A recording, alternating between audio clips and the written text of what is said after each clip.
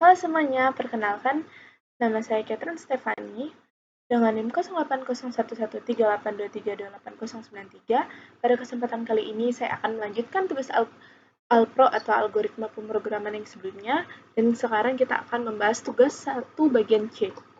Nah, di sini kita akan mencari KPK dan FPB. Nah, di sini seperti sebelum-sebelumnya saya juga udah memiliki penjelasan coding, pseudocode, codingnya, terus flowchart-nya juga udah ada. Tapi sekarang kita akan bahas secara singkat aja karena untuk penjelasan yang lebih detailnya ya bisa diperhatikan dan bisa dilihat di video pertama. Itu lebih detail. Nah, di sini jadi kita mulai, terus habis itu kita akan meminta input angka yang akan diisi ke variabel bilangan 1 dan bilangan 2. Terus habis itu di sini misalkan 6 sama 9 ya. Terus habis itu kita akan bikin dua proses loop, yaitu proses loop FPB dan proses loop KPK. Nah, di sini kita akan mengeceknya ini tuh FPB lebih besar dari 0. Sebenarnya ini tuh cuman keformalan aja ya, karena sebelumnya tuh saya agak ragu bisa atau tidak kalau dia tanpa syarat for ini dilaksanakan. Jadi ini tuh terus langsung masuk aja bilangan, dicek apakah bilangan mod FPB-nya ini tuh bernilai 0 atau dan ini pakai dan ya, ini harus di-highlight bahwa ini tuh dan bilangan mod-nya itu tuh bilangan mod bilangan 2, mod FPB ini harusnya 2, mod FPB itu tuh bernilai 0 juga. Kalau misalnya iya, maka dia udah udah selesai loopnya karena syarat yang dicari itu tuh targetnya itu udah kecapai dan dia akan langsung disimpan nilainya, dan kalau tidak maka FPB-nya tuh ditambah satu lagi. Nah, habis itu selanjutnya dengan loop KPK. KPK ini tuh sama, kita akan untuk KPK-nya ini tuh kita definisikan sebagai bilangan satu juga untuk yang di pertama, sama kayak yang FPB tadi, dan nggak ada syaratnya. Nah, terus habis itu kita periksa apakah KPK mod bilangan 1 bernilai 0 dan KPK mod bilangan 2 itu bernilai 0 juga. Kalau iya, itu kita akan langsung lagi skip lagi loopnya kayak yang FPB tadi, dan kalau tidak, maka isi KPK-nya itu akan ditambah satu lagi. Dan ini adalah contohnya, bisa dibaca sendiri kalau mau. Selanjutnya, kita masuk ke pseudocode-nya. Variasi bilangannya itu bilangan 1, bilangan 2, FPB, dan KPK. Semuanya bersifat integer.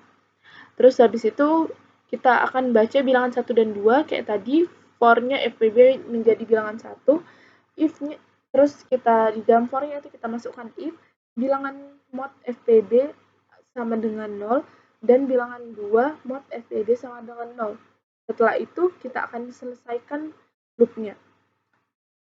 Terus habis itu for KPK sama dengan bilangan 1, if KPK mod bilangan 1 sama dengan 0, dan KPK mod bilangan 2 sama dengan 0. Terus kita keluar lagi dari loopnya. Setelah itu kita akan menuliskan FPB dan KPK-nya. Oke, kita bisa buka yang C ini. Nah, mungkin saya jelaskan saja ya supaya menyingkat waktu.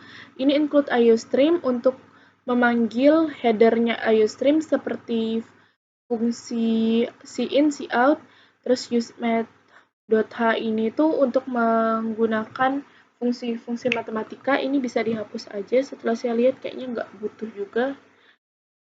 Terus habis itu using namespace std untuk menggunakan library namespace. Terus habis itu in main ini untuk mendeklarasikan bahwa ini adalah program utama. Terus ini adalah pernyataan variabel kita integer bilangan 1, bilangan 2 FPB dan KPK. Terus ini tuh cout ini tuh sebenarnya cuman sebagai pemanis, karena kalau nggak ada pun nggak masalah. Ini untuk mengarahkan pengguna yang nanti akan mengisi program kita itu tuh apa yang mereka harus lakukan.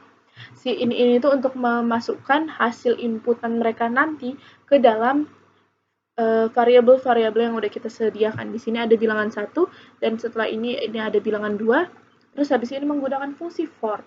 Dan di sini fungsi for-nya ini tuh dimulai dari bilangan 1, Terus syaratnya itu tuh harus lebih besar dari 0.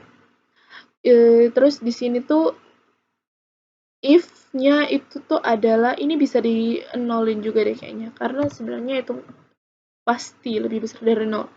If-nya itu tuh bilangan 1 habis dibagi sama FPB dan bilangan 2 itu juga habis dibagi sama FPB.